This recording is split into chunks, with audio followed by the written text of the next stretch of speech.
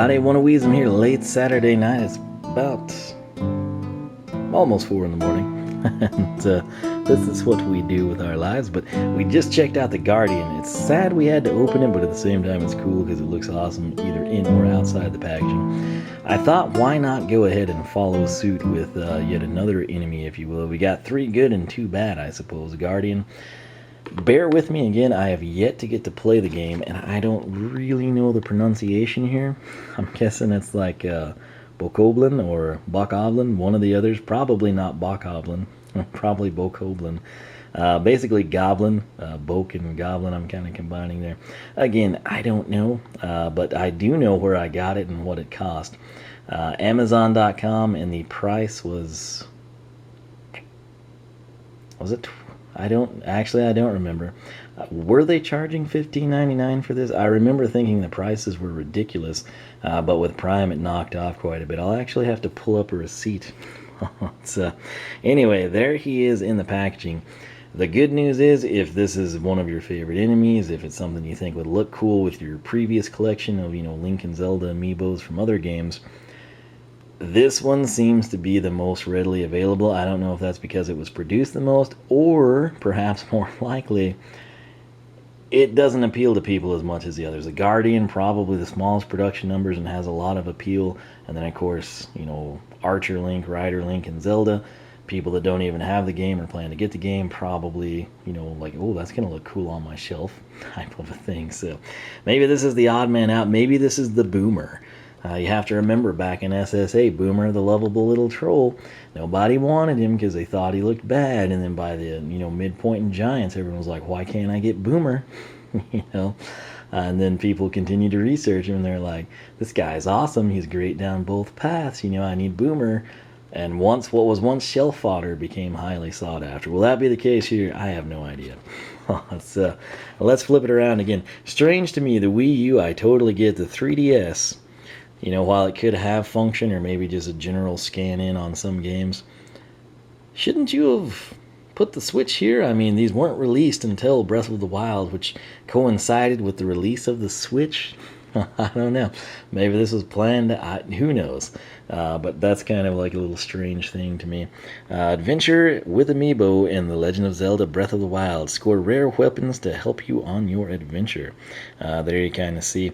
I think when I've talked to Tim through Twitter, I think these guys give kind of like the lamest stuff, just like basic clubs or something. But hey, I guess if you're getting going in the game, don't really know much of what you're doing, that could turn out to be fairly beneficial. So let's go ahead and open these up. If these, whatever they cost, I saved a pretty good chunk of change through Prime. I was pretty excited. They don't really show you the price until it's in your cart, but in my opinion, these shouldn't be more than $9.99. Probably $12.99, but nonetheless, you have to open these, even if you want to reseal this, which you can do very easily. Again, you can take your time and do a better job of cutting the packaging. Nintendo continues to place this little foil. It's cardboard with foil on the front side, and that keeps the NFC from being able to communicate. Therefore, you can't scan in, read, write data to the Amiibo. That said, they've all been fairly easy to open outside of the Guardian. That was the most difficult Amiibo I have ever opened, surpassing, I guess, 30th anniversary 8-bit Mario. But, and yes, I do remember these things. So let's go ahead, crack that back. A very satisfying Death Note was expelled from the plastic there.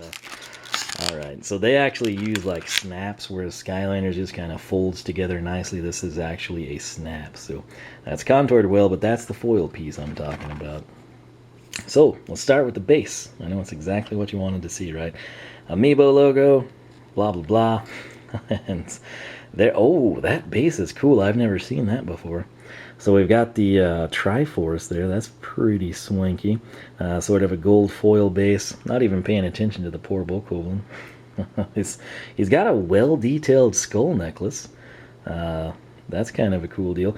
Pretty realistic looking club. I mean, it's something kind of like if we had Tree Rex or Stump Smash here in hand. It genuinely looks like he's holding a club made out of a log type of a thing. So backside there, the tunic could have a little bit more material, I would suppose. Kind of hunched over. Again, this is why you maintain good posture. He's sort of got a defensive on alert position with his legs. I gotta say, I don't know what color I would call the nails. You can see the 2 on the hoofs and then 3 on the hands.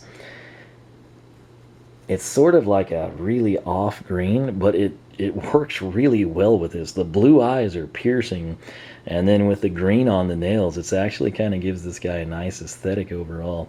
He's got what looks to be an authentic wrap, but when you feel it, you can tell it's not. So it's sort of like he's got a worn ace bandage type of a thing going on. It's simple. The color here, it's almost like a... it's obviously not like the neon red of the Joy-Con back there and down there. But once again, that looks so orange. It's sort of like a worn, faded red. And then with the tan, it's sort of more of a pink on the snout. Kind of a lighter tan color here on the insides of the ears. And then the spiked horn is kind of the color of the wrap on his arm and the club.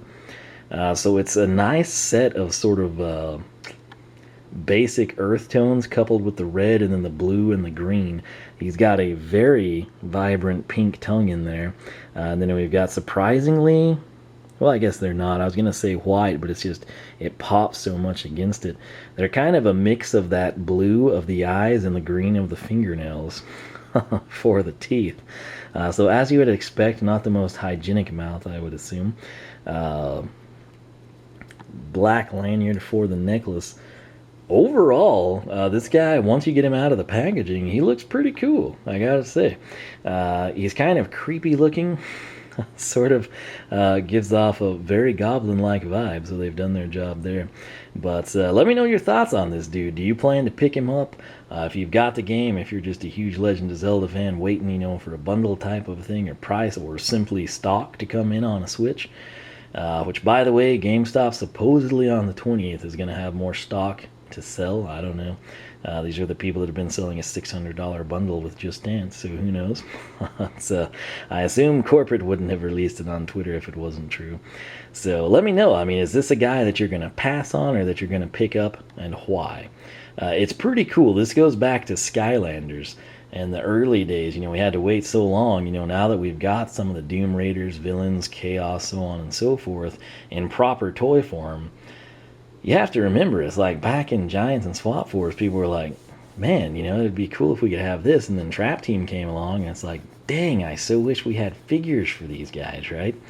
So it's sort of cool to have the bad guys get in on the action, right?